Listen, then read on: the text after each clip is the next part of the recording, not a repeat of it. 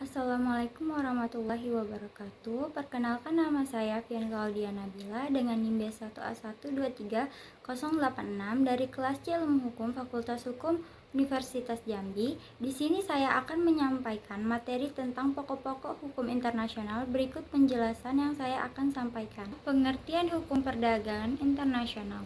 Perdagangan internasional adalah perdagangan yang dilakukan antara negara atau pemerintah negara dengan negara lain yang menjalani suatu hubungan perdagangan yang sesuai dengan kesepakatan antara kedua belah pihak yang melakukan perdagangan internasional tersebut.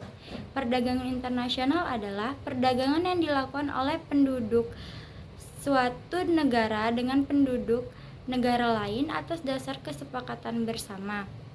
Penduduk yang dimaksud dapat berupa antara perseorangan, individu dengan individu, antara individu dengan pemerintah suatu negara, atau pemerintah suatu negara dengan pemerintah negara lain. Definisi menurut Sishmetov, hukum perdagangan internasional adalah sekumpulan aturan yang mengatur hubungan-hubungan komersial yang sifatnya perdata. Aturan hukum tersebut mengatur transaksi-transaksi yang berbeda negara. Definisi menurut Michael Sanson memberi batasan bidang ini sesuai dengan pengertian kata-kata dari bidang hukum ini, yaitu hukum, dagang, dan internasional. Sanson membagi hukum perdagangan internasional ini ke dalam dua bagian utama, yaitu hukum perdagangan internasional publik dan hukum perdagangan internasional privat.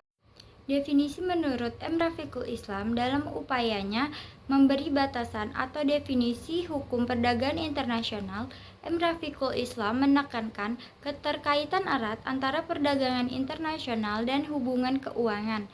Adanya keterkaitan erat antara perdagangan internasional dan hubungan keuangan, beliau mendefinisikan hukum perdagangan dan keuangan sebagai suatu kumpulan aturan, prinsip, norma, dan praktik yang menciptakan suatu pengaturan untuk transaksi-transaksi perdagangan internasional dan sistem pembayaran yang memiliki dampak terhadap perilaku komersial lembaga-lembaga perdagangan.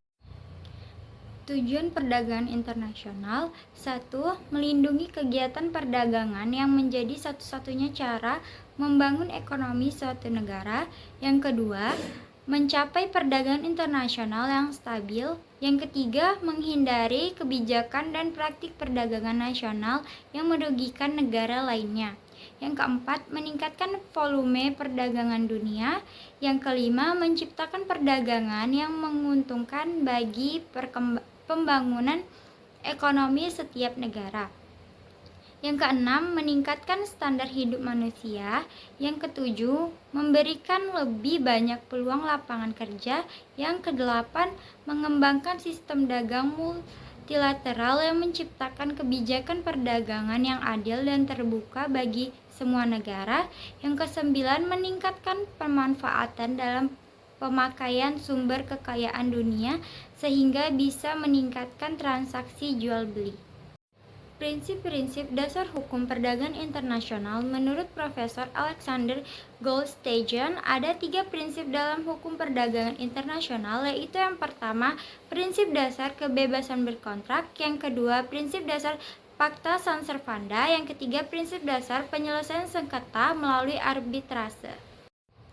Perkembangan hukum perdagangan internasional. Yang pertama, hukum perdagangan internasional dalam masa awal pertumbuhan. Yang kedua, hukum perdagangan internasional yang dicantumkan dalam hukum nasional. Yang ketiga, lahirnya aturan-aturan hukum perdagangan internasional dan munculnya lembaga-lembaga internasional yang mengurusi perdagangan internasional. Sebab-sebab timbulnya perdagangan internasional. Perdagangan internasional disebabkan adanya perbedaan masing-masing negara, antara lain yaitu yang pertama, perbedaan jumlah penduduk dalam perbandingan luas tanah. Yang kedua, perbedaan kekayaan alam yang dimiliki. Yang ketiga, perbedaan tingkat kecerdasan dan peradaban bangsanya. Yang keempat, perbedaan iklim dan keadaan alam. Yang kelima, perbedaan ilmu pengetahuan dan teknologi yang dikuasai. Yang keenam, perbedaan politik, sosial, dan budaya.